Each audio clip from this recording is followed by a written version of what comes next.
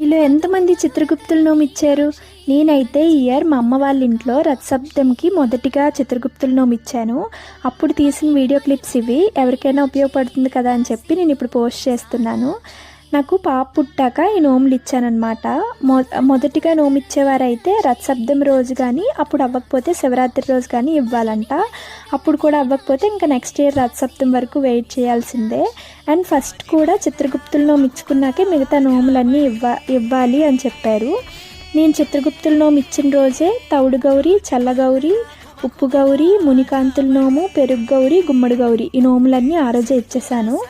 ఇలా పంతులు గారు వచ్చి ప్రతి ఒక్క నోము చేసుకోవడానికి గల కారణం, దానికి ఒక్కొక్క నోముకి ఒక్కొక్క కథ ఉంటుంది కదా, అది వివరిస్తూ పూజ చేయించారనమాట. చాలా బాగా అయింది.